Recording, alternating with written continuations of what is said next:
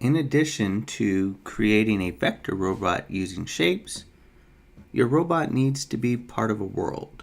It needs a background. So I want you to create a background using the same shape tools and techniques you've learned and have been practicing so far. In this example, right, the student robot is in front of a nightscape in front of city buildings. And if we just look at this really quick, I have two layers, all right? I have my robot and all the shapes and parts of the robot on one layer. Beautiful part about this is I can lock it, and now I can't mess it up. And I can also turn it off just to see my background. And that's what I suggest is you have your robot you've been drawing, lock it and turn it off. Now, you're going to need a new layer that you're going to create your background on. So right down here at the bottom is a new layer button, right? You can create it, double click on it, and call it background, all right? Obviously I already have one, so I'm just going to delete that.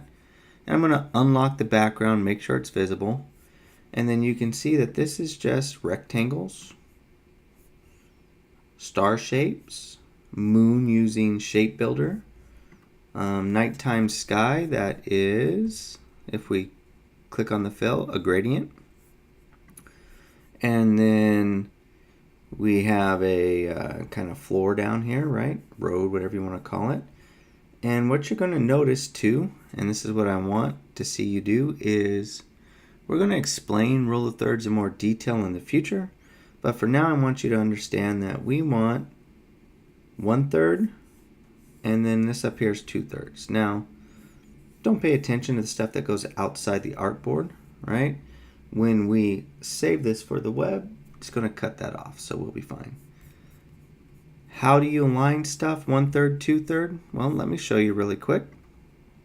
I'm going to lock the background layer. I'm going to click on it so it's active, and then I'm going to add a new layer on top, and I'm going to call it rule of thirds. And on this rule of thirds layer, hidden underneath the line tool, if I hold down on the line tool for a second, there's the rectangular grid tool.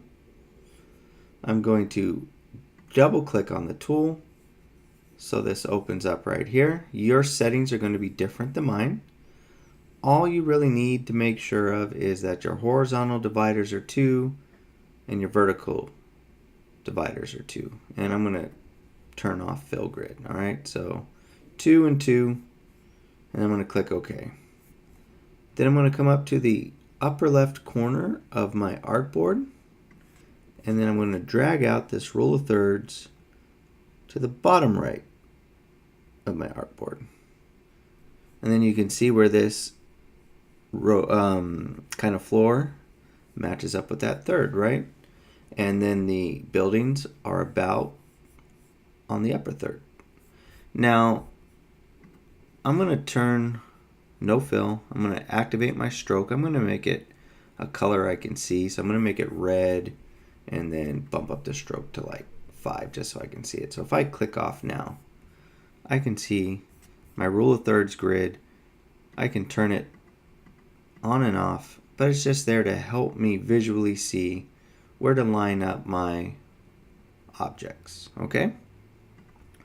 Then when you're all the way done, you have a background, you have your robot,